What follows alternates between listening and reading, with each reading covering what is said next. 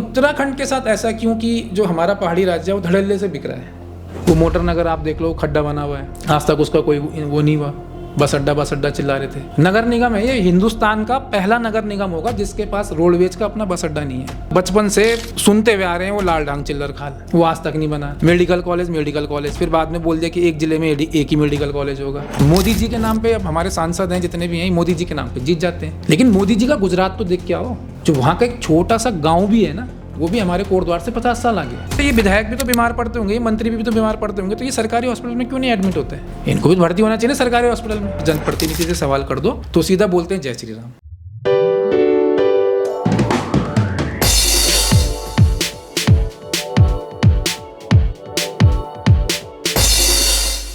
नमस्कार दोस्तों, मैं माधुरी डबराल और आज हमारे पॉडकास्ट का जो टॉपिक है वो विशेषकर कोटद्वार को लेकर है, कोटद्वार की जन समस्याओं को लेकर है, यहाँ के सामाजिक सरोकारों को लेकर है। और इसी कड़ी में आज हमारे जो अतिथि हैं यहाँ पर वो हैं जय देवभूमि फाउंडेशन के शिवानंद लखेड़ा जी। शिवानंद लखेड़ा जी पिछले कई वर्षों से अपने फाउंडेशन के माध्यम से कोटद्वार के जन जन तक पहुँचे हुए हैं। यहाँ के जो संघर्ष हैं, जो यहाँ की समस्याएं हैं, उनसे बहुत करीब से जुड़े हुए हैं। तो आइए मिलते हैं जय देवभूमि फाउंडेशन के श्री शिवानंद लखेड़ा जी से। सर, बहुत बहुत स्वागत है आपका हमारा। नमस्कार मैम, बहुत बहुत धन्यवाद आपका आमंत्रित करने के लिए। सबसे पहले अभी तक का सफ़र कैसा रहा? मैम देखिए, जब आप एक सामाजिक सेवा की बात करते हैं तो सामाजिक सेवा में तो उतार चढ़ाव लगा रहता है। तो कभी बहुत ज़्यादा चैलेंजेस भी आते हैं, लेकिन कई बार आपको सपोर्ट भी मिलता है कई लोगों का, कई लोगों से आपको विरोध भी मिलता है। तो आप किसी भी सेक्टर में हो, विशेषकर जब आप सामाजिक कार्य में आप लगे हुए हैं तो उसमें उतार चढ़ाव तो लगा रहता है। और ये मुझे लगता है कि जीवन का एक हिस्सा है। और कुछ अच्छे अनुभव होते हैं, कुछ बुरे अनुभव होते हैं, और दोनों से आपको सीखने को मिलता है कि जब बुरे अनुभव हो तो बहुत ज़्यादा नेगेटिव नहीं होना है, आपने आपको मेंटली स्ट्रांग रखना है। और जब कुछ अच्छी चीज़ें आपके साथ हो रही हो तो आपके अंदर कोई घमंड नहीं आना चाहिए कि सब कुछ मैं ही हूँ, क्योंकि अच्छा बुरा कुछ भी हो सकता है आपके साथ। तो दोनों ही चीज़ों के लिए तैयार रहना चाहिए जी। तो क्योंकि आप कोटद्वार से जुड़े हुए हैं, तो कोटद्वार में जैसा कि ये रेलवे हेड पर है और बहुत ज़्यादा पहाड़ में नहीं है, प्लेन्स है यहाँ पर, बिल्कुल यूपी बॉर्डर से जुड़ा हुआ है। तो जिस तरह की सुविधाएं, जिस तरह का यहाँ पर माहौल और जिस तरह का विकास होना चाहिए था, उस तरह का अभी तक हो नहीं पाया है। जो मैं देखती हूँ हुआ है, बट उस तरीके का नहीं हुआ है जैसा कि हम लोग अपेक्षित है। तो क्या कारण है? देखिए, इसमें बहुत सारे कारण हैं। एक तो अगर हम पॉलिटिकल वे में देखें तो कहीं ना कहीं एक कमज़ोर नीति जिसे हम कहेंगे, एक कमज़ोर नेतृत्व अभी तक जो पूरे उत्तराखंड का ही, विशेषकर पहाड़ का जो एक नेतृत्व अभी तक हमें इस तरह का नहीं मिल पाया, तो वो भी एक बहुत बड़ा कारण है। दूसरा, जो आम जन हैं, आम लोग हैं, उनके अंदर शायद वो अवेयरनेस, वो जागरूकता नहीं अपने कुछ बेसिक अधिकारों को लेके, जो कि होना बहुत ज़रूरी है। जैसे कि कोटद्वार के अंदर जो मैं सबसे बड़ी समस्या मानता हूँ आज के टाइम पे, वो है स्वास्थ्य सुविधा, जो कि मतलब स्वास्थ्य और शिक्षा, ये दोनों ही मतलब हमारा संविधान भी हमें ये अधिकार देता है। और जो भी एक विकसित देश है, आप कहीं भी जाएंगे तो स्वास्थ्य और शिक्षा उनकी पहली प्राथमिकता होती है। लेकिन अगर हम अपने कोटद्वार की बात करें तो आज से ही नहीं, मैं तो मतलब स्कूल टाइम से ही हम देखते हुए आ रहे हैं इस चीज़ को कि भाई मेडिकल कॉलेज या ये फैसिलिटी, वो फैसिलिटी। तो मैं उन चीज़ों पे ना जाकर मैं एक छोटी सी चीज़ आपसे ये कहूँगा कि कोटद्वार में कोई भी एक बड़ी दुर्घटना हो जाए तो इमरजेंसी में सीधा हमें यहाँ से बाहर जाना पड़ता है। और मैं ये नहीं कह रहा हूँ कि सिर्फ कोटद्वार का ही सरकारी हॉस्पिटल के हाल हैं। उत्तराखंड में लगभग जितने भी सरकारी हॉस्पिटल हैं सभी की हालत बहुत बुरी है।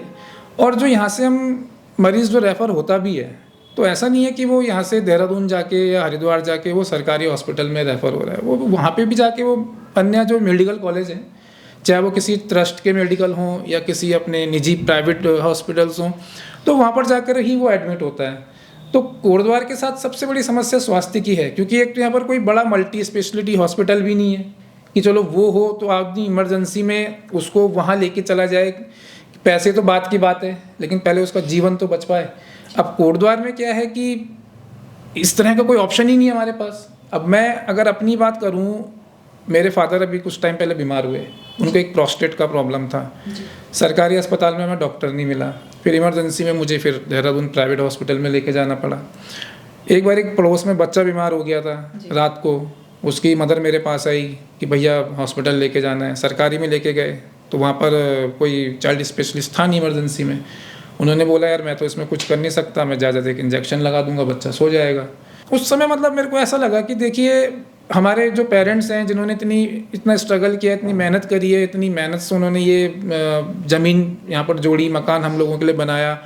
बच्चे आजकल जो क्रीम बच्चा है जो यहाँ से बाहर निकल चुका है, चाहे वो आर्मी में हो, चाहे वो किसी कॉर्पोरेट सेक्टर में हो, चाहे वो आउट ऑफ इंडिया हो, देखो जो भी मेहनत कर रहा है वो कहीं ना कहीं अपने परिवार के लिए कर रहा है। वो चाहता है कि भाई मेरे जो पेरेंट्स हैं उन्होंने मेरे लिए इतना किया है तो मैं एक अच्छी नौकरी करके, एक अच्छा जॉब करके मैं अब बुढ़ापे में उनको यहाँ पर मतलब सुकून से वो रह सकें, ऐसी उसकी प्राथमिकता रहती है जो एक हर किसी की होती है हमारे हिंदुस्तान फैमिली में।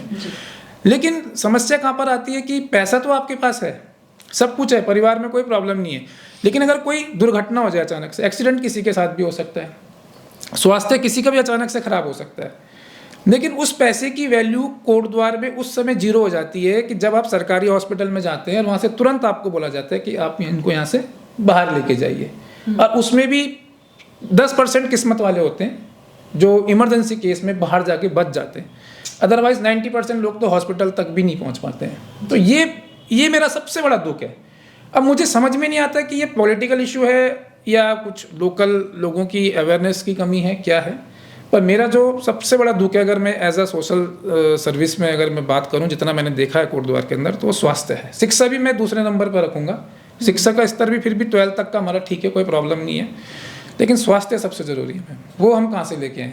तो आप क्योंकि इतने टाइम से कोटद्वार में हैं और जन सरोकारों से जुड़े हुए हैं, तो आपको क्या लगता है कि स्वास्थ्य के साथ साथ और किन चीज़ों पर यहाँ पर काम होना चाहिए कि कोटद्वार जो है एटलीस्ट हम एक लेवल तक इसको ले पाएँ? हम नहीं कह रहे हैं कि आप इसको मेट्रो सिटी बना दें या, लेकिन क्या चीज़ें हैं? देखिए, मैं तो मेट्रो सिटीज़ के पक्ष में कभी रहा भी नहीं जी। हम तो चाहते हैं कि जो प्रकृति ने हमें दे रखा है, हम प्रकृति के बीच में ही रहकर और एक बैलेंस बना के कुछ चीज़ें ऐसी करें कि जो हमारी अन्य, जैसे बेरोजगारी एक बहुत बड़ी समस्या है और सिर्फ उत्तराखंड की नहीं है, ये सभी स्टेट में है, और लगभग जितनी भी मेट्रो सिटीज़ हैं तो वहीं पर चाहे वो किसी भी स्टेट का हो, उसको जाना ही पड़ता है नौकरी करने के लिए, अधिकांश युवा को जाना पड़ता है। लेकिन हमारे जैसा कोटद्वार है, कोटद्वार के अंदर अभी क्या है कि आप देखिए कि जो कोटद्वार की जो इकोनॉमी है, कोटद्वार की जो इकोनॉमी पूरी चल रही, जो रन हो रही है, वो चल रही पेंशनरों से, जो पेंशनर्स हैं यहाँ पर, जैसे आर्मी रिटायर, मैक्सिमम आर्मी के लोग हैं, या टीचर से रिटायर हैं, या जो हमारे अन्य स्टेट गवर्नमेंट की जो डिपार्टमेंट है वहाँ से रिटायर हैं। तो आप देखेंगे कि जो हमारे माँ बाप की एज के जो लोग हैं आज, वो भले अपना जीवन यहाँ पर पेंशन के भरोसे ही काट रहे हैं। जैसे स्वास्थ्य, मैंने आपको बताया कि स्वास्थ्य के मामले में तो जीरो है, लेकिन जो अन्य चीज़ें हैं, चाहे वो रोज़ का राशन पानी हो, उनकी दवाइयाँ हों, कुछ भी हो, वो पूरा उनका पेंशन से चल रहा है। उसके अलावा कोटद्वार में इकोनॉमी चलाने के लिए कुछ भी नहीं है, ना तो यहाँ पर कोई इंडस्ट्री एरिया है, ना यहाँ पर कोई ऐसे बड़े एजुकेशन सेक्टर हैं कि बाहर से बच्चे यहाँ पर पढ़ने आ रहे हो, या कोई मेडिकल कॉलेज हो कि बाहर से बच्चे पढ़ रहे हो, यहाँ की इकोनॉमी रन कर रही हो, या टूरिस्ट एरिया हो, कुछ भी नहीं है कोटद्वार।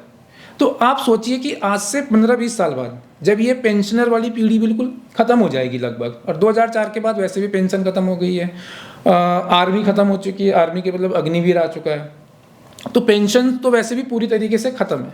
मैं ये नहीं कह रहा हूँ कि सरकार ने पेंशन ख़त्म करी तो वो सरकार का डिसीजन है, या अग्निवीर लाए वो सरकार का डिसीजन है, मैं ना तो उसके खिलाफ हूँ ना उसके सपोर्ट में हूँ, लेकिन मैं इकोनॉमी की बात कर रहा हूँ कि आने वाले 15 से 20 साल बाद कोटद्वार की इकोनॉमी कैसे रन होगी। आप ये सोचिए, जब हम अपने पेरेंट्स की एज में जब हम लोग आएंगे तो हमारे पास तो यहाँ पर कोई ऑप्शन ही नहीं रहेगा करने के लिए। या आज जो बच्चे बाहर जाके नौकरी कर भी रहे हैं, ठीक है, वो बाहर जाके उन्होंने पैसा भी जोड़ लिया होगा, हो सकता है वहाँ पर उन्होंने अपने के लिए मकान भी बना लिया होगा, लेकिन कभी ना कभी तो अपने कोटद्वार, अपने घरों में भी वो आएंगे ना, बुढ़ापे में तो आएंगे, कभी तो आएंगे। लेकिन यहाँ पर इकोनॉमी चलाने के लिए क्या है सर, मैं बताइए। सिडकुल के नाम पे आपको पता है अचार की फैक्ट्रियाँ हैं और कुछ नहीं है यहाँ पे, जबकि सरकार को ये करना चाहिए था, जैसे ही हमारा चिल्ला खाल लाल डांग वाला जो रास्ता था, अगर उसमें एक पूरा एक फ्लाईओवर बन जाता है और ये डायरेक्ट हमारा हरिद्वार से कनेक्ट हो जाता है, तो सिडकुल का एक छोटा पार्ट जो है कि यहाँ पर स्थापित हो सकता था। और शायद अगर ये रोड पूरा बन जाए तो बहुत सारी फैक्ट्रीज जो हैं वो रन करने यहाँ पे रन हो सकती थी, मतलब ऐसा मेरा मानना है, क्योंकि हमारे पास सबसे बड़ा प्लस पॉइंट है हरिद्वार, और हरिद्वार में काफ़ी फैक्ट्रियाँ चल रही हैं, और कोटद्वार के बहुत यूथ हैं जो हरिद्वार में जाके जॉब कर रहे हैं। तो अगर ये रास्ता बन जाए और वही फैक्ट्रीज अगर यहाँ कोटद्वार में सेटअप हो जाएं, तो जो वहाँ यूथ जो वहाँ पर रह रहा है, अपने परिवार से दूर रह रहा है, ऊपर से जो उसके एक्सपेंसेस हैं वो कम हो जाएंगे और कहीं ना कहीं वो अपने घर पे रहेगा और उससे कहीं ना कहीं कोटद्वार की इकोनॉमी में भी ग्रोथ होगा। तो जैसा कि हम देखते आए हैं कि उत्तराखंड आजकल जो है वो कुछ मुद्दों से बड़ा जूझ रहा है, जैसे कि पलायन हो गया हमारा, चकबंदी का अलग मुद्दा है, भू कानून का एक आजकल बिल्कुल बर्निंग टॉपिक चल रहा है हमारे उत्तराखंड में। जी। तो और अभी मैंने देखा था कुछ टाइम पहले हमारे यहाँ जो है कोटद्वार में वो भू कानून की एक बड़ी अच्छी रैली भी यहाँ पर की गई थी। जी। क्योंकि आप उस रैली में भी शामिल थे, तो मैं थोड़ा सा आपसे उस रैली के रिगार्डिंग जानना चाहूँगी कि वो जो भू कानून को लेकर जो रैली हुई थी, तो भीड़ काफ़ी थी रैली में, नंबर ऑफ जो पार्टिसिपेंट थे वो बहुत अच्छे थे। तो क्या उस रैली का मोटिव सॉल्व हो पाया या नहीं हो पाया, क्योंकि आप उससे डायरेक्टली जुड़े हुए हैं, तो क्या कहेंगे आप इस बारे में? देखिए मैम, पहले तो जो हम पहाड़ी लोग हैं ना, तो हम शुरू से ही कहीं ना कहीं थोड़ा सा प्लायनवादी वाली नीति हमारी रही है कि जहाँ हमको कुछ भी अच्छा मिला, जहाँ हमें फैसिलिटीज़ मिली, हम उधर के लिए मूव हो गए। अब जैसे पौड़ी जिला है, आज के टाइम पर कहा जाता है कि भाई पौड़ी जिले में सबसे ज़्यादा प्लायन हुआ है। उसका कारण ये है कि भाई यहाँ पर एजुकेशन अच्छी थी, तो एजुकेशन अच्छी होने से नौकरियां जल्दी लगी। गवर्नमेंट जॉब में पौड़ी ज़िले से बहुत लोग शुरू में ही निकले यहाँ से, और जब नौकरियां लगी तो अब नीचे उनको फैसिलिटीज़ मिलने लगी, तो कहीं ना कहीं वो प्लायन होना था। पहला कारण ये है। और दूसरा कारण जो अभी मैं मानता हूँ वो ये है कि सरकार की अनदेखी, कहीं ना कहीं मतलब गवर्नमेंट ने भी अनदेखी करी है कि जो लोग वहाँ पर कुछ करना चाह भी रहे हैं लेकिन उनके पास बेसिक फैसिलिटीज़ नहीं है। सबसे बड़ा मुद्दा तो जैसे मैंने आपको बताया स्वास्थ्य का। जब कोटद्वार में ही स्वास्थ्य की ये हाल है, तो पहाड़ों में तो आप भूल जाइए कि, क्योंकि पहाड़ का आदमी तो इधर ही कोटद्वार पे ही डिपेंड है। या आप पौड़ी के दूसरे वाले उधर चले जाएं तो श्रीनगर, या श्रीनगर से फिर देहरादून, वो उस तरफ है। कुमाऊं में चले जाइए तो हल्द्वानी। तो पहाड़ का तो वैसे ही बहुत बुरा हाल है। तो जो कुछ वहाँ पर करना भी चाह रहा था इंसान, और फिर हमारा क्या है ना कि हम लोगों का जो बैकग्राउंड रहा है, जो हमारे पूर्वज रहे हैं, या तो उन्होंने पहाड़ों में खेती बाड़ी करी है, या जो भी बीच का जो ये समय निकला है, तो उसमें ज़्यादातर जो हमारे पेरेंट्स थे वो भाई सब नौकरी वाले थे। बिजनेस वाली सोच हमारे उसमें रही नहीं है पहले से ही, वो आप जानते हैं। तो कहीं ना कहीं नौकरी के लिए भी हमें नीचे आना पड़ा। और कुछ लोगों ने जो वहाँ पर करना भी चाहा, तो कैसे करे जब कुछ बेसिक फैसिलिटी वहाँ पर है ही नहीं। सबसे बड़ा तो स्वास्थ्य का ही मुद्दा है। उत्तराखंड में जो सबसे बड़ा मुद्दा है वो आज के टाइम पर स्वास्थ्य का ही है, कि जिसकी वजह से कहीं ना कहीं ये प्लान को बढ़ावा मिला है, सरकार ने अनदेखा किया। दूसरा, जहाँ तक भू कानून और मूल निवास की बात रही, तो जितना मेरी जानकारी है, जब से मतलब मैं इस आंदोलन में शामिल हुआ हूँ कुछ युवाओं के साथ मिलके, तो जो हमारा एक संवैधानिक अधिकार है भाई, भू कानून हो चाहे मूल निवास 1950 लगभग हर राज्य में लागू है। ये तो कोर्ट ने भी कहा है कि भाई अगर जो आदमी 1950 से जहाँ पर रह रहा है, जो ये हमारा संविधान बना, तो वो आदमी वहीं का मूल निवासी माना जाएगा। तो ये जो लड़ाई चल रही है, और भू कानून की जहाँ तक बात है, तो जितने भी आप नॉर्थ ईस्ट के जो हिमालय राज्य हैं, या बगल में हमारे हिमाचल है, तो आप देख लीजिए कि जितनी भी जो जोग्राफिकल एरिया है, जो हिमालय से जो जुड़ा हुआ एरिया है, तो सब जगह भू कानून है। उसमें उत्तराखंड भी आता है। लेकिन उत्तराखंड के साथ ऐसा क्यों कि जो हमारा पहाड़ी राज्य है वो धड़ल्ले से बिक रहा है, और इस तरीके से बिक रहा है कि इधर बागेश्वर साइड आप जाएंगे तो वहाँ तो पहाड़ों में खनन हो चुके हैं, पूरे पहाड़ उन्होंने खोखले कर दिए हैं। फिर देखिए, हर इलाके की एक संस्कृति होती है, और जो भारत है, भारत तो विभिन्न संस्कृतियों का देश रहा है। उसमें से एक हमारी गढ़वाल की संस्कृति भी है, हमारे उत्तराखंड की संस्कृति भी है, हमारे पहाड़ की संस्कृति भी है। और जिस तरीके से यहाँ पर बाहर के भूमाफिया हावी हो रखे हैं, और उत्तराखंड जो एक शांति प्रिय प्रदेश माना जाता है, या अपनी संस्कृति के लिए जाना जाता है, देवों की भूमि जाना जाता है, लेकिन आज भू कानून ना होने की वजह से यहाँ पर आप देख सकते हैं कि जो भूमाफिया बाहर से आके जो अवैध कब्जे, या एक तरीके से आप कह सकते हैं कि पैसों के बल पर और अधिकारियों के साथ साठगांठ करके जो पहाड़ के पहाड़ इन्होंने खरीद दिए हैं। बड़े बड़े रिसोर्ट वहाँ पे बन गए हैं, होटल्स वहाँ पे बन गए हैं, और कहीं ना कहीं उससे हमारी संस्कृति बर्बाद हो रही है। क्योंकि उस तरह का कल्चर जो बाहर से, कस्टमर भी बाहर का है, आपका ओनर भी बाहर का है, लोकल आदमी तो वहाँ पर कुछ कर ही नहीं पा रहा है। इवन कि अब तो जो हमारे जो कहते थे ना, वो गाँव के जो रास्ते होते थे, वो रास्ते भी उनके बंद हो चुके हैं। तो कहीं ना कहीं हम ये नहीं कह रहे हैं कि देखो, भारत में जो नागरिक जहाँ रह रहा है वो पूरे भारत में जाके कहीं भी काम कर सकता है, उसके लिए कोई प्रॉब्लम नहीं है। बगल में बहुत बड़ा उदाहरण हिमाचल है। हिमाचल में भू कानून लागू है, लेकिन टूरिस्ट एरिया में वो हमसे बहुत आगे, क्योंकि वहाँ पर लीज पे ज़मीन दे रहा है ना वो। अगर आपको होटल खोलना है, रिसोर्ट खोलना है, आप खोलिए, कोई दिक्कत नहीं है। लेकिन वो लीज पे आपको ज़मीन मिलेगी, 50 साल के लिए मिले, 100 साल के लिए मिले, लेकिन आने वाले जो पीढ़ी होगी तो कहीं ना कहीं भूस्वामी तो वही रहेगा ना जो वहाँ का लोकल है। लेकिन हमारे यहाँ क्या है कि रजिस्ट्री हो रही है बाहर वाले के नाम पे, रजिस्ट्री हो रही है दूसरे के नाम पे, और बहुत सारे असामाजिक तत्व, उसकी आड़ में असामाजिक तत्व भी हमारे यहाँ बहुत ज़्यादा आ गए। कभी आपने शायद देहरादून में क्राइम बहुत कम सुना रहा होगा, या आपने कोटद्वार में क्राइम बहुत कम सुना था, हल्द्वानी में क्राइम बहुत कम सुना था। आज हमारे पहाड़ों में भी क्राइम हो रहे हैं। कभी एक कहावत थी कि भाई पहाड़ों में, कहावत क्या थी, हकीकत थी कि हमारे पहाड़ों में घरों में कभी ताले नहीं लगते थे, और आज आप देख लीजिए कि क्या हालत है। मतलब पहाड़ तक में भी जो है कि क्राइम रेशियो बहुत बढ़ गया है हमारे यहाँ पर। तो ये बहुत छोटे छोटे मुद्दे हैं जिनको लोगों को समझना पड़ेगा कि भाई भू कानून और मूल निवास हमारे लिए क्यों ज़रूरी है। भाई जो बाहर से आया है उसको आप स्थायी निवासी, जो आपका प्रावधान है स्थायी निवास का, आप उसको दीजिए, हमें प्रॉब्लम नहीं है। लेकिन जो मूल निवासी है वो क्यों स्थायी निवासी कहलाएगा भाई? ये तो कहीं ना कहीं जो हमारे प्राकृतिक संसाधन हैं उसमें बाहर वालों का हक क्यों, हमारा हक क्यों नहीं? सबसे पहले प्रायोरिटी आप हमें दीजिए ना। हमारे पूर्वजों ने वो चीज़ बसाई है, उसका तो संरक्षण किया वो हमारे पूर्वजों ने किया है। लेकिन आज पैसे के दम पे क्या हो रहा है कि बाहर वालों का उसमें कब्जा हो रखा है, और बाहर वाला जो भी है वो प्रकृति को केवल बर्बाद करके जाएगा। उसको प्रकृति से कोई प्यार नहीं है, वो केवल उसको बर्बाद करके और सिर्फ उसको उससे पैसा कमाना है। जब तक उसको वहाँ से पैसा मिल रहा है, हमारे पहाड़ बर्बाद हो, हमारी संस्कृति बर्बाद हो, उससे उसको क्या लेना देना है? वो तो एज अ बिजनेसमैन आया है, उसको तो जहाँ इस तरह के मौके मिलेंगे वो जाएगा। तो जो भू कानून और मूल निवास की रैली है वो कहीं ना कहीं अपने अधिकारों के लिए ये लड़ाई है, जो कि बहुत ज़रूरी है। तो कितना सफल रही है ये रैली? मैम देखिए, अगर भीड़ के हिसाब से देखा जाए तो भीड़ के हिसाब से तो रैली काफ़ी सफल थी, लेकिन जिस भीड़ को मैं खोज रहा था वो भीड़ मुझे वहाँ नहीं दिखाई दी। सबसे बड़ी बात कि हमारे उत्तराखंड में जो, अगर आप एक आम नागरिक की बात करें जो अभी मतलब लोकल में जो रह रहे हैं, वह है हमारी मातृशक्ति। क्योंकि जो आदमी है, देखो वो तो जेंट्स है, वो कहीं ना कहीं बाहर नौकरी पे या इधर उधर अपने कामों पे बिजी रहता है। और विशेषकर अगर मैं कोटद्वार की बात करूं तो कोटद्वार में जो हमारी मातृशक्ति है काफ़ी एक्टिव है, पॉलिटिकल वे में भी, पॉलिटिक्स में भी काफ़ी एक्टिव है। या जैसे आप देख सकते हैं कई सामाजिक संगठन बने हुए हैं, उसमें हमारी मातृशक्ति काफ़ी एक्टिव है। लेकिन उस भीड़ में ना मुझे मातृशक्ति कहीं नज़र नहीं आई, जो थी भी वो बहुत लिमिटेड थी। जबकि उत्तराखंड में तो भाई अगर हम पहाड़ों की भी बात करें, उस समय भी जो आंदोलन हुए थे, जो हमारे बुजुर्ग हमें बताया करते थे, तो मातृशक्ति का बहुत बड़ा रोल हुआ करता था।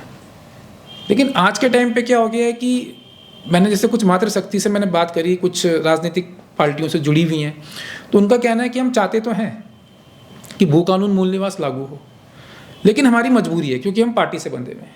जबकि ये जो मूल निवास भू कानून है ये कोई राजनीतिक नहीं है, ये सरकार के खिलाफ नहीं है, ये तो सरकार को हम केवल एक संदेश दे रहे हैं कि भाई ये हमारा अधिकार है, आप हमें दे दो।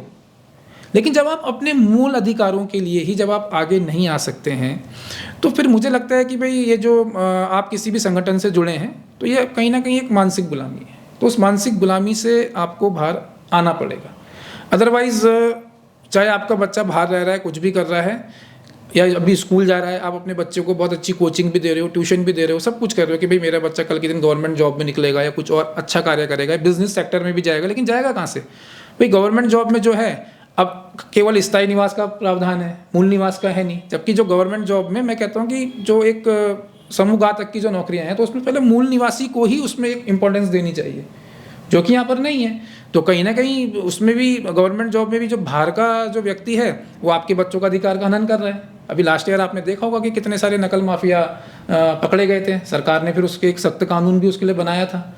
ऐसे अगर आप रोजगार की, अगर आप स्वरोजगार की अगर आप बात करें तो पहाड़ के पहाड़ तो आपके बिक चुके हैं। आप करोगे क्या आगे जाके? आपके पास बहुत लिमिटेड ऑप्शन रह गए। तो जैसे आप शुरू से आपका बच्चा बाहर नौकरी कर रहा है तो आगे भी आपको ऐसे ही बाहर भेजना पड़ेगा। तो वो तो अब हम लोगों को समझना पड़ेगा ना कि हमने क्या करना है। लेकिन यहाँ पर लोग इस चीज़ को समझने को तैयार ही नहीं है। यहाँ पर तो मैंने बस एक मानसिकता देखी है लोगों की। अच्छा, कोई यहाँ पर ना जनप्रतिनिधि से भी सवाल करने में डरता है। सबसे बड़ी समस्या ये, देखो जो जनप्रतिनिधि है वो हमसे, हम उससे नहीं है, उसको हमने जिताया है ना। संविधान ने आपको एक वोटिंग राइट दिया है जी, कि भाई आपके पास वोटिंग राइट है कि आपने किसको चुनना है।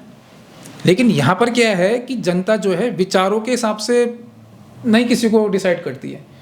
यहाँ पर जनता क्या करती है, एक तो जातिवाद है, जातिवाद यहाँ पे बहुत बड़ा जहर है मैम, विशेषकर कोटद्वार के अंदर, कि किस कास्ट का बंदा उठा हुआ है। जातिवाद तो मुझे लगता है कोटद्वार ही नहीं, समूचे भारत में ही चल रहा है। समूचे भारत में है, लेकिन मैं लिटरेसी रेट के हिसाब से आप देखिए कि कोटद्वार तो मतलब कोटद्वार के उत्तराखंड में एक लिटरेसी रेट काफ़ी हाई है, इतने पढ़े लिखे लोग, इतने जागरूक लोग हैं यहाँ पर, लेकिन उसके बावजूद अगर यहाँ पर जातिवाद हो रहा है, स्पेशली मैं कोटद्वार की बात कर रहा हूँ, क्योंकि भाई नगर निगम में पूरा एक, आप ये भी नहीं कह सकते कि ग्रामीण क्षेत्र है, काफ़ी पढ़े लिखे लोग हैं यहाँ पर, और उसके बावजूद भी आप मतलब जातिवाद कर रहे हैं। चलो आप जातिवाद कर भी रहे हो तो आप मुझे एक चीज़ बताइए कि भाई चाहे वो किसी भी कास्ट का जनप्रतिनिधि यहाँ पर रहा होगा, तो आज तक किसी ने भी क्या कर लिया?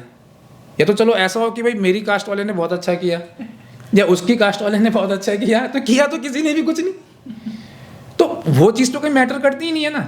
लेकिन उनको पता है, जो जनप्रतिनिधि है उनको पता है कि जनता को हमने कैसे बांटना है। अच्छा, हम यहाँ पे क्या सवाल करते हैं, आए दिन लोग मेरे से बोलते हैं यार कि तुम तो बीजेपी से भी चिढ़ते हो, तुम तो यहाँ उत्तराखंड में कांग्रेस से भी चिढ़ते हो, तुम तो सारे राजनीतिक पार्टियों से चिढ़ते हो। अब भाई आप एक चीज़ बताइए कि अभी जैसे शुरुआत में आपने मेरे से पूछा था कोटद्वार की सबसे बड़ी प्रॉब्लम, मैंने कहा स्वास्थ्य की प्रॉब्लम। तो स्वास्थ्य की प्रॉब्लम है तो मैं सवाल जवाब ना करूँ, मैं किससे सवाल जवाब करूँ फिर? अगर वो प्रॉब्लम है तो वो है, लेकिन अगर हम पूछें, अगर वर्तमान सरकार से पूछें तो वो कहते हैं इससे पहले तो वो सरकार थी, उन्होंने क्यों नहीं किया फिर? अरे यार उन्होंने नहीं किया तो आप तो करो, आप भी नहीं कर रहे हो। पहले वाले के पास जाओ, यार तुमने तो कुछ किया ही नहीं, तो हमने नहीं किया तो अब वाले से करवा लो। तो ये धर्म संकट है हमारे लिए ना, मतलब हम अपने छोटे जो बेसिक अधिकार है मतलब वो भी हमारे पास नहीं है। अब दूसरा क्या है कि यहाँ पर अगर मैं थोड़ा सा सांस्कृतिक उसमें आऊँ, तो जैसे कि अभी अयोध्या में बहुत बड़ा मंदिर बना है ना, वो राष्ट्र का प्रतीक है, हमारे लिए बहुत गर्व की बात है। और इवन मैं खुद 2 बार होके आया, मैं तो उद्घाटन से पहले 2 बार होके आ गया, मैं वहाँ से रजकर्ण भी लेके आया, मैंने कई लोगों को रजकर्ण भी बांटी, क्योंकि मुझे बहुत खुशी थी, क्योंकि कहीं ना कहीं राष्ट्रवाद की जो एक भावना है वो वर्तमान सरकार ने ही जगाई है, ये बात हकीकत है। सबको एक सूत्र में बांधने का काम किया है सरकार ने, और कहीं ना कहीं ये जो जातिवाद है ना, जातिवाद को भी कहीं ना कहीं कम किया है इस राष्ट्रवाद की भावना ने। तो उसमें कोई दो राय नहीं है कि भाई वो सबके लिए गर्व का पल है। लेकिन अब यहाँ पर समस्या क्या है कि राष्ट्रवाद के नाम पे अगर आप क्षेत्रीय समस्याओं को छुपाने की कोशिश करोगे तो वो गलत है ना। भाई आप एक तरफ भगवान राम का आप नाम ले रहे हो, तो उनके आदर्शों पे तो चलो। अगर राम राज्य होता तो क्या भगवान कभी ऐसा चाहते कि झूठा, मक्कारी, फवेरी और ये स्वास्थ्य, शिक्षा, ये चीज़ें ना हो? कभी चाहेंगे भगवान ऐसा? कभी भी नहीं चाहेंगे। लेकिन होता क्या है कि अगर आप यहाँ पर किसी से कोई सवाल कर दो, विशेषकर जनप्रतिनिधि से सवाल कर दो, तो सीधा बोलते हैं जय श्री राम, कि मंदिर बन गया। भैया मंदिर तो बन गया, हम भी तो कह रहे हैं, लेकिन अगर कल के दिन आपका बच्चा बीमार पड़ गया तो वो अयोध्या थोड़ी जाएगा इलाज कराने। उसको जो इंस्टेंट इलाज चाहिए वो तो यहीं कोटद्वार में ही चाहिए ना, या जहाँ पे भी उत्तराखंड में रह रहा है उसको वहीं पे एक प्राइमरी इलाज तो उसको चाहिए ना वहाँ पर। या जो स्वास्थ्य है, उसके अलावा स्वास्थ्य के अलावा जैसे रोजगार है, कई चीज़ें हैं, तो उसके मुद्दे पे आप उस राष्ट्रवाद को क्यों लेके आ जाते हो? अगर ऐसी ही बात है तो फिर आप जय बद्री विशाल क्यों नहीं बोलते हो? आप जय बद्री विशाल कैसे भूल जाओगे? आप अपने भैरव को कैसे भूल जाओगे? आप अपनी कुलदेवी को कैसे भूल जाओगे? भाई जो सनातन संस्कृति है, सनातन संस्कृति कोई एक अपने आप में क्या है, उसका महत्व कब है? उसका महत्व तब है जब छोटी छोटी जो क्षेत्रीय सनातन संस्कृतियां हैं उसको मिलके सनातन संस्कृति बनी है ना। तो आपको वो जो छोटी छोटी क्षेत्रीय संस्कृति है उसको आपको संवार के रखना ही पड़ेगा, क्योंकि उसी से सनातन संस्कृति को बल मिला है। लेकिन अगर आप सिर्फ ये बोलें कि मैं आपसे कोई क्वेश्चन कर रहा हूँ और आप मुझे कह रहे हैं कि नहीं जी बस राम जी का मंदिर बन गया है, तो मैम फिर वो जस्टिफाई नहीं होगा। अब उसमें फिर क्या होता है, उसमें फिर लोग आपको क्या बोलते हैं, अरे ये तो नास्तिक है। इसमें नास्तिक वाली बात कहाँ से आ गई? तो ये बहुत सारी चीज़ें ऐसी हैं कि जो अब इतना समय नहीं है, पर बोलने के लिए इतनी सारी चीज़ें हैं कि मैं मतलब 2 घंटे निकल जाएंगे। खैर ये तो है, मुद्दे बहुत हैं हमारे उत्तराखंड, बहुत है मैम, हमारे उत्तराखंड में है ही मुद्दे, और मुद्दों की राजनीति करनी भी चाहिए कि मुद्दों पे बात हो। एक चीज़ में, और जैसा आपने कहा कि भू कानून और मूल निवास वाला जो है, लेकिन उसमें क्या है कि अगर हम किसी से भी बात करें या मैं एक नॉर्मल हूँ तो मेरा भी एक प्रश्न होगा कि भाई ज़बरदस्ती तो नहीं आ रहे हैं, बेच तो हमारे ही लोग रहे हैं, तो इस पर क्या कहेंगे आप? क्योंकि बेच तो कहीं ना कहीं अगर आप भूमि हमारी बिक रही है तो हमारे ही लोग बेच। नहीं, देखिए वो आपकी बात ठीक है, ज़बरदस्ती तो नहीं आ रहे हैं, वो आपकी बात बिल्कुल ठीक है। बिल्कुल। अब गांव में एक बुजुर्ग महिला है, वो बाहर की दुनिया से बिल्कुल भी अवेयर नहीं है, उसे नहीं पता कि बाहर क्या हो रहा है, ठीक है। अब वो अपनी ज़मीन से बहुत प्यार करती है, उसका बेटा बाहर नौकरी कर रहा है, गुड़गांव में, नोएडा में, कहीं भी ना। अब वो वहाँ पर स्ट्रगल कर रहा है, उसको पता है कि मेरी हालत वहाँ पे क्या हो रखी है, मैं कैसे कैसे करके रह रहा हूँ। अब उसको वहीं का कोई आदमी बोल दे कि यार तेरे गांव में इतनी ज़मीन है तो इतने में मेरे को दे दे, तो उसकी पहली प्राथमिकता क्या होगी कि जहाँ वो रह रहा है, जहाँ वो नौकरी कर रहा है, तो वो बोलेगा हाँ यार अगर मैं इतने लाख में ही ज़मीन बेच देता हूँ तो मेरा गुड़गांव में एक छोटा सा फ्लैट तो बन ही जाएगा, एटलीस्ट 1 BHK तो मुझे उधर मिल ही जाएगा। अब वो वहाँ घर जा रहा है, वो अपनी माता जी से क्या क्या बोल के उसमें साइन करवा दे रहा है, कई चीज़ें हो जा रही हैं, मतलब ऐसे ऐसे केस हो रहे हैं कि उसको पता ही नहीं है कि मेरी ज़मीन कब बिक गई, अब पूरा लीगल तरीके से बिक रही है। अगर आप कोटद्वार में आज अगर अपनी ज़मीन की रजिस्ट्री कराने जाओ, नॉर्मल ज़मीन की, तो आपका कम से कम 1 साल बाद नंबर आएगा दाखिल खारिज का। अच्छा। लेकिन जो ये बड़े बड़े लोग बैठे हुए हैं, जो बड़े बड़े भूमाफिया बैठे हुए हैं, जो पहाड़ों में इतना इन्होंने लैंड खरीद लिया, इनकी रजिस्ट्री भी हो जा रही है, दाखिल खारिज भी हो जा रहा है, सब कुछ हो जा रहा है। मैंने फिर वही वाली बात आ गई कि ठीक है, अगर आपको होटल बनाना है तो आप लीज पे दे दो ना, एटलीस्ट कम से कम लीज तो मिल रही है आपको, मालिक तो आप ही की पीढ़ी रहेगी ना आने वाले टाइम पे।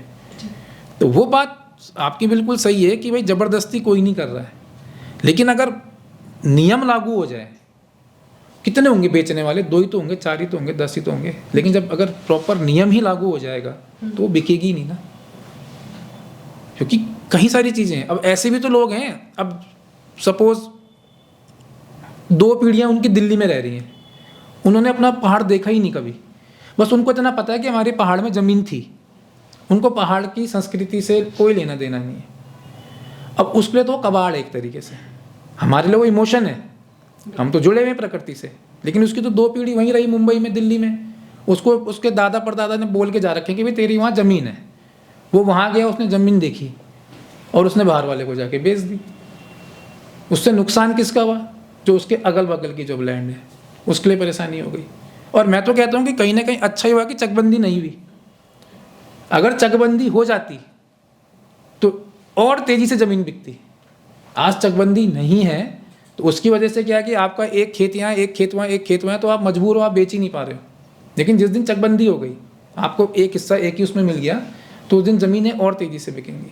लेकिन जैसे आप चकबंदी की बात कर रहे हैं तो उससे अब ये भी तो देखिए कि अगर हमारा कोई जो व्यक्ति है या हमारे पहाड़ का या हमारे गांव का या हमारा कोई युवा है और वो पहाड़ में कोई प्रोजेक्ट अपना लगाना चाह रहा है या उसके पास ज़मीन है लेकिन एक चक में नहीं है, बिखरी हुई है, तो डेवलपमेंट तो कहीं ना कहीं उससे रुका हुआ भी है। इसीलिए तो कह रहा हूँ कि सबसे पहले जो बेसिक चीज़ है वो है भू कानून, कि सबसे पहले भू कानून लागू करो। भू कानून, सख्त भू कानून लागू होगा, उसके बाद आप चकबंदी कर दो। उससे ये फायदा है कि भू कानून लागू हो गया, चकबंदी हो जाएगी, तब आप नहीं बेच सकते। या तो आप किसी को लीज पे दे दो, या अगर आपको खुद से करना आप खुद से करो। तो उसका जो सबसे पहला आधार है वो भू कानून ही है, उसके बाद चकबंदी है। अगर चकबंदी पहले हो गई और भू कानून लागू नहीं हुआ तो ये पहाड़ हमारे और बर्बाद हो जाएंगे। तो भू कानून पहले होना चाहिए, उसके बाद चकबंदी होनी चाहिए। लेकिन एक तरफ हमें थोड़ा सा अगर हम इसको पॉजिटिवली लें तो मैं आपसे अगर आपका एक वक्तव्य या आपका एक विचार जानना चाहूँ कि हमारे पहाड़ों का फिर विकास कैसे हो सकता है, तो आप क्या कहेंगे इस पर? अभी जैसे हमारे यहाँ ये गैरसैंण है, अब बोला था कि भाई 6 महीने उधर चलेगा, 6 महीने इधर चलेगा, है ना। अभी जो बजट पेश होना था कि जो भी होगा वो गैरसैंण में होगा, लेकिन अभी हमारे जितने भी विधायक मंत्री लोग हैं सब कह रहे हैं कि बहुत ज़्यादा ठंड हो रही है तो हम गैरसैंण नहीं जाएंगे। और ये बात आम जन तक सब जगह पहुंच चुकी है, लेकिन आम आदमी उसका विरोध क्यों नहीं कर रहा है? भाई आप जाओ ना, मांग तो हमारी गैरसैंण की थी, अब गैरसैंण राजधानी तो बनी नहीं, सब कुछ तो देहरादून चला गया। और आज आप देहरादून जाओ तो देहरादून जाके उत्तराखंड वाली फीलिंग तो आती नहीं, वो तो मेरे को ऐसा लगता है दिल्ली या पंजाब टाइप, वहाँ पर कोई ऐसी फीलिंग ही नहीं है। तो जो आप कह रही हैं कि विकास कैसे होगा, तो विकास ऐसे ही होगा कि जब हमें खुद को समझना पड़ेगा, हमें हमारे पूर्वजों ने जो सेक्रीफाइस दिए थे उस टाइम पे, उस चीज़ को आपको समझना पड़ेगा। जब तक आपके अंदर खुद पहाड़वाद नहीं आएगा आप कुछ नहीं हो सकता।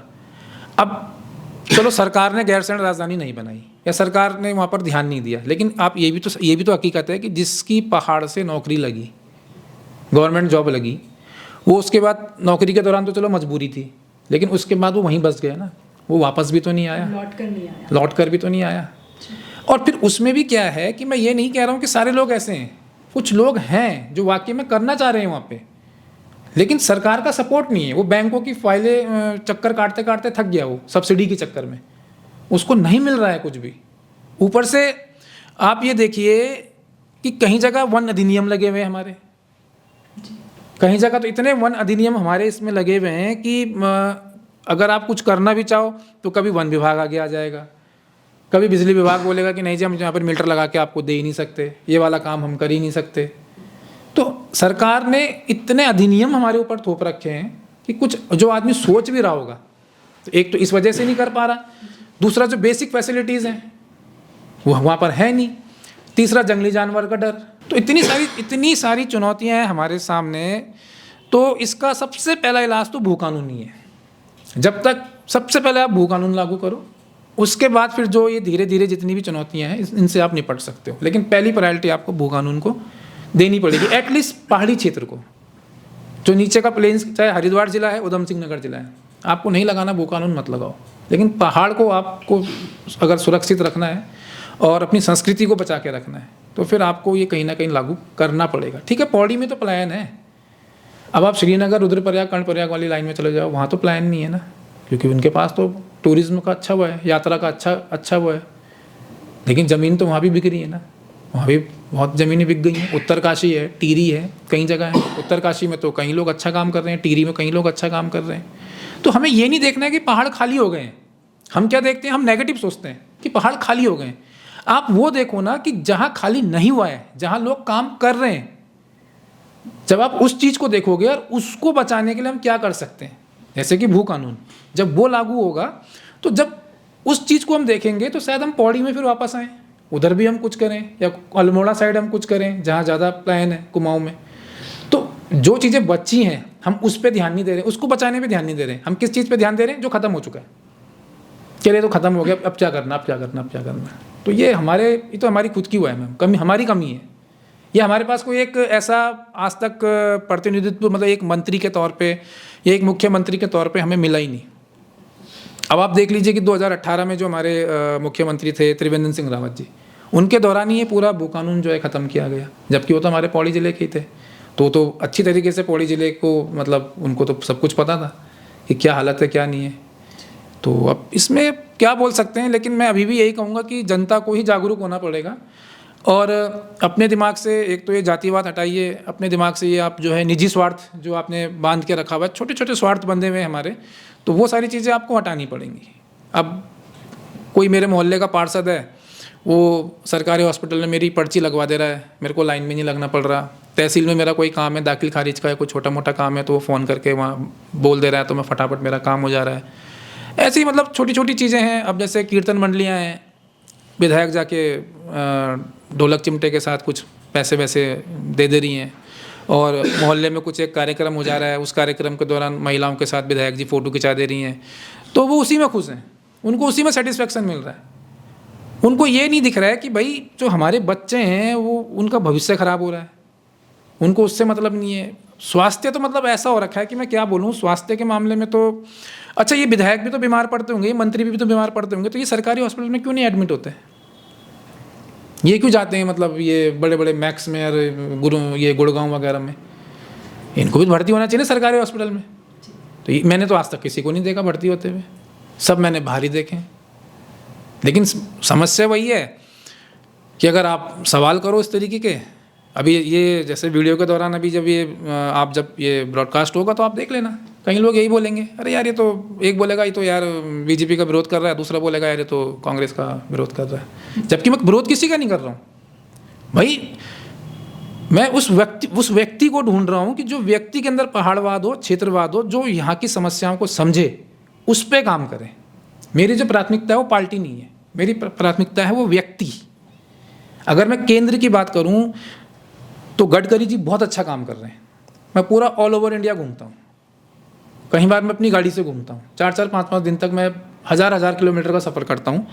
तो गडकरी जी की बात की जाए तो रोड के मामले में उन्होंने बहुत अच्छा काम किया है। तो जो अच्छा काम कर रहा है तो उसकी मैं तारीफ अच्छा ही तो बोलूँगा। अब बगल में यूपी है, यूपी के अंदर हमें पता है पहले कितना क्राइम था। क्राइम देख लीजिए आप, इलेक्ट्रिसिटी का बहुत बड़ा इशू था। 1 हफ्ते 12 घंटे दिन में लाइट आएगी, 1 हफ्ते रात को आएगी, ऐसे चलता था वहाँ पे। अभी आप देख लीजिए कि क्राइम रेशियो कितना कम हो गया है। लाइट कम से कम 18 से 19 घंटे, आज बहुत बड़ी बात है कि 18-19 घंटे वहाँ पे लाइट आ रही है। कहीं कहीं तो 24-24 घंटे भी अब लाइट आ रही है। तो वो वहाँ पर अच्छा काम कर रहे हैं, तो हम क्यों बोलेंगे कि नहीं जी योगी जी खराब है? भाई जो इंसान अच्छा काम कर रहा है तो हम तो अच्छा ही बोलेंगे ना। मोदी जी के नाम पे अब हमारे सांसद हैं जितने भी हैं, मोदी जी के नाम पे जीत जाते हैं।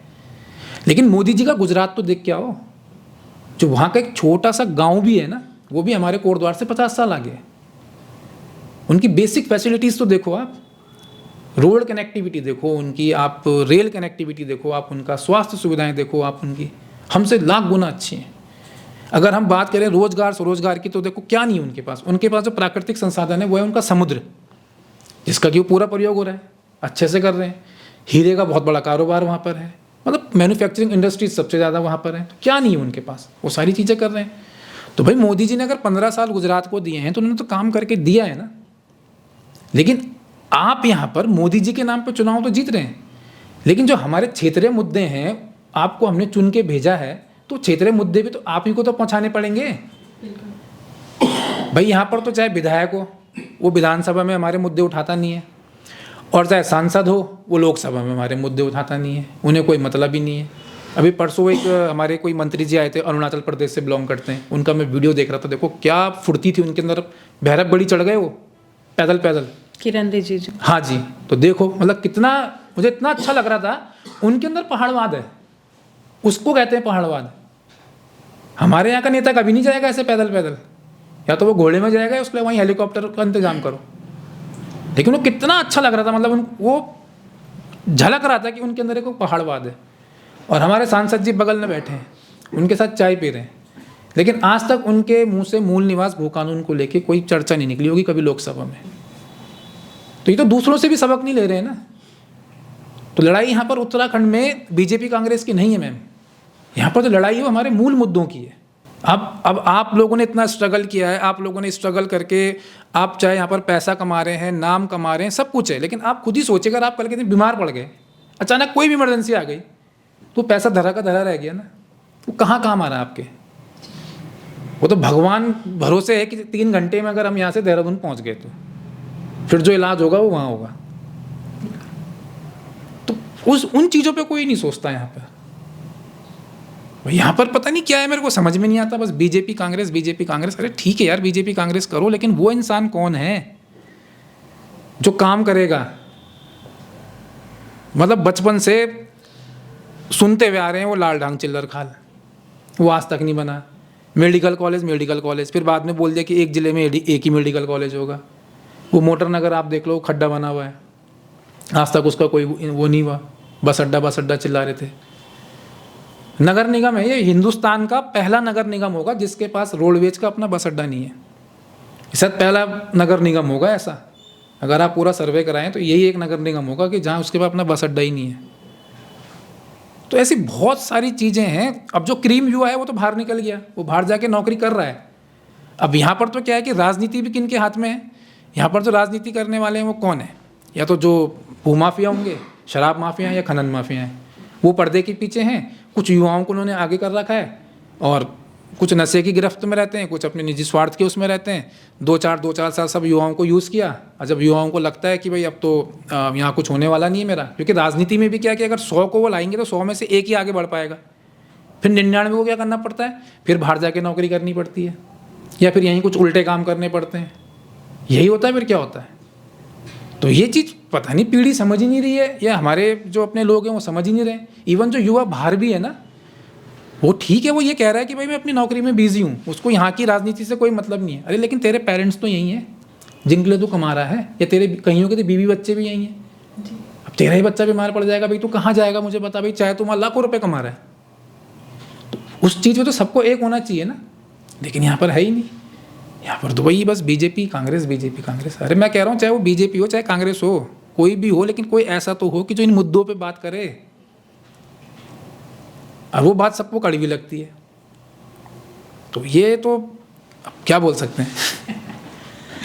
चलिए, बहुत अच्छा लग रहा है आपके साथ कि कोटद्वार के कुछ मुद्दों पर हम बात कर रहे हैं, क्योंकि हमारा खुद का शहर है तो हमें इसके लिए भी चिंतित भी होना है और इस पे काम भी करना है। और आप तो खैर जुड़े रहते हैं, सामाजिक संस्था है आपकी और आप सामाजिक सरोकार से यहाँ पर जुड़े हुए भी रहते हैं। कोई एक बात जो आप यहाँ पर युवाओं को कहना चाहें, कोई संदेश रूप में या कोई अपनी बात? देखिए, सबसे पहली बात तो मैं ये कहना चाहूँगा कि जैसे भी आपने बताया कि भाई एक फाउंडेशन मेरे द्वारा चलाई जा रही है।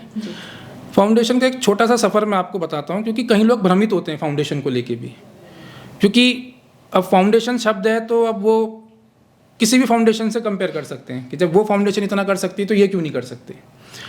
जब कोरोना काल शुरू हुआ था तो कोरोना के टाइम पे ही मैं दिल्ली से कोटद्वार आया था और यहीं पर मैंने कुछ अपना स्वरोजगार करने का सोचा था। तो उस टाइम पे हमने देखा था कि यहाँ पर कई लोग ऐसे थे कि जो जिनके पास राशन पानी नहीं है या दवाइयों की ज़रूरत है, कई सारी चीज़ें हैं। खासकर वो लोग जो कोटद्वार से नहीं थे, जैसे कि आप जसोदरपुर फैक्ट्री में चले जाओ, उधर एक मजदूर वर्ग रहता है जो कि कहीं ना कहीं झारखंड या बिहार साइड से हैं और उनका यहाँ पर कोई पॉलिटिकल वैल्यू भी नहीं है, क्योंकि जो उस समय कुछ लोग मदद कर भी रहे थे तो वो सिर्फ अपने वोटर्स को मदद कर रहे थे। लेकिन एक तबका ऐसा था कि जिसको कोई पूछ ही नहीं रहा था। ऐसे ही गरास्तनगंज में कुछ नेपाली मूल के लोग थे जिनको कोई नहीं पूछ रहा था। तो उस टाइम पे हमने क्या करा कि अपने कुछ फ्रेंड्स के साथ मिलके हमने मतलब एक छोटा सा एक वो स्टार्ट किया हमने कि भाई सब पैसे कलेक्ट करके और इस तरह के जो लोग हैं इनकी हम हेल्प करेंगे। तो उस टाइम पे फिर हम जगह जगह गए, हमने लोगों की हेल्प करी। उसके बाद हमने फेसबुक में भी डाला, इसलिए नहीं कि हम ये काम कर रहे हैं, इसलिए कि अगर कोई हमें सपोर्ट करना चाहता है तो हमें सपोर्ट भी कर सकता है फाइनेंशियल वे में, और अगर किसी को कुछ ज़रूरत है तो भी वो हमें संपर्क कर सकता है। तो इस तरीके से हमने उस समय शुरुआत करी। फिर लैंसीडॉन से लेके आपका रिकनी खाल तक पूरा हमने मास्क, सैनिटाइज़र, राशन वगैरह 2 साल तक हमने प्रॉपर प्रोवाइड किया। एक फूड वैन जो है सरकारी हॉस्पिटल के पास किसी भाई ने लगा रखी थी, तो वहाँ पर भी हम प्रॉपर उनको राशन पानी दे रहे थे, जो कि वहाँ पर फ्री में मरीजों को उस समय कोरोना काल में जब लोग घर से बाहर निकलने में भी डर रहे थे, उस टाइम पे वहाँ पर फ्री में मरीजों को, जो हॉस्पिटल में जो मरीज आ रहे थे या उनके साथ जो रिश्तेदार आ रहे थे, तो उनको वहाँ पर फ्री में 3 टाइम का खाना वहाँ पर मिल रहा था। तो वहाँ पर भी हमने उस समय बहुत मतलब राशन पानी वगैरह हमने डिस्ट्रीब्यूट किया। तो वहीं से बस ये दिमाग में बस ऐसे ही चला कि साथ वालों ने बोला यार कि जब इस तरह से हम सामाजिक सेवा कर ही रहे तो क्यों ना इसको एक NGO का रूप दे दिया जाए। तो बस वहीं से एक NGO का रूप दे दिया। और फिर बायोलॉजी में हमने जैसे वुमेन एम्पावरमेंट हो गया और आपका ये अपना अपनी संस्कृति को मतलब एक संरक्षित कैसे किया जाए उसको हमने रखा। और उसी के मद्देनजर हर 25 दिसंबर को हम उत्तराखंड सांस्कृतिक महोत्सव कराते हैं कि अपनी संस्कृति को हम पहले प्रायोरिटी पर रखते हैं। तो फाउंडेशन के बैनर पे ही हम उस चीज़ को कराते हैं और उसके लिए हम 1 साल से चंदा इकट्ठा करना शुरू कर देते हैं। आप सोचिए, अब जैसे कार्यक्रम खत्म हो गया हमारा, हमने आज से ही उसके लिए पैसा इकट्ठा करना शुरू कर दिया कि अगले साल के लिए हम पैसा कहाँ से लाएं। अब उसमें कई बार क्या होता है कि लोकल में मैं क्या देखता हूँ लोगों को कि वो देखते हैं यार कि इतना बड़ा कार्यक्रम करवाया, या कई बार हम छोटी छोटी कुछ हेल्प लोगों की कर देते हैं जितना हमसे हो पाता है। तो उसमें ना कई बार कुछ लोग जिनको बहुत ज़्यादा ज़रूरत भी नहीं है वो फ़ोन करना शुरू कर देते हैं कि मेरा बच्चा वहाँ से बीटेक कर रहा है, ज़रा आप 50,000 की हेल्प कर दो, ज़रा आप 25,000 की हेल्प कर दो। हो सकता है कि कोई फाउंडेशन करती होगी, लेकिन हम उस लेवल पे नहीं हैं। हम तो बस कुछ लोग हैं जो नॉन पॉलिटिकल लोग हैं और उन्हीं से हम पैसा लेके सारा काम करवाते हैं, जो भी तुम्हारे जितना हमसे हो पा रहा है। और दूसरा मैं युवाओं से यही कहना चाहूँगा कि देखो भाई, आप ना ये डंडे झंडों के चक्कर में मत पड़ो। आप अपना केवल भविष्य ख़राब कर रहे हो। वो 2-4 दिन अच्छा लगता है, वो इसलिए अच्छा लगता है कि जब आप कॉलेज में जाते हो, शुरू में आप जब एक राजनीतिक पार्टी से आप जुड़ जाते हो, खासकर जब छात्र नीति से आप जुड़ जाते हो, छात्र राजनीति से आप जुड़ जाते हो, तो वहाँ पर युवा क्या सोचता है कि जैसे मैं बाइक से जा रहा हूँ, पुलिस वाले ने मुझे देख लिया तो मेरा चालान नहीं होगा, मैं अपने बड़े नेता को फ़ोन कर दूंगा, या मैं मंचों पे जा रहा हूँ, मंचों में जो है कि मेरी विधायक के साथ फ़ोटो खिंच रही है या किसी फलाना उसके साथ मेरी फ़ोटो खिंच रही है, तो अपने आप को बहुत प्राउड फील करता हो।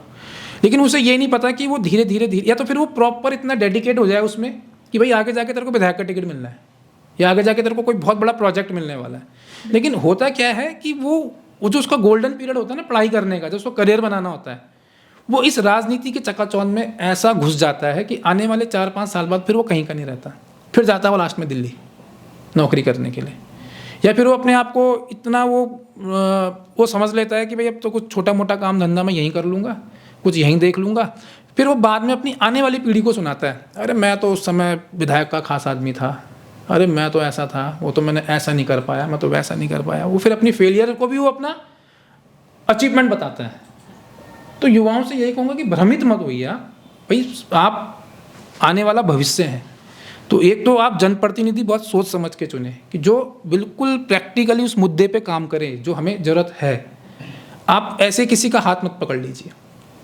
आज हम मोदी जी के नाम पे हम कहते हैं मोदी जी ब्रांड है, हम मानते हैं मोदी जी ब्रांड है, लेकिन मोदी जी ने जितने काम गुजरात के लिए किए हैं, आप ऐसा नेता ढूंढो ना, मोदी जी जैसा आप नेता ढूंढो, आप योगी जी जैसा आप नेता ढूंढो ना फिर उत्तराखंड में, क्योंकि यहाँ पे मैं केवल उत्तराखंड की बात कर रहा हूँ, मैं पूरे भारतीय राजनीति की बात नहीं कर रहा हूँ।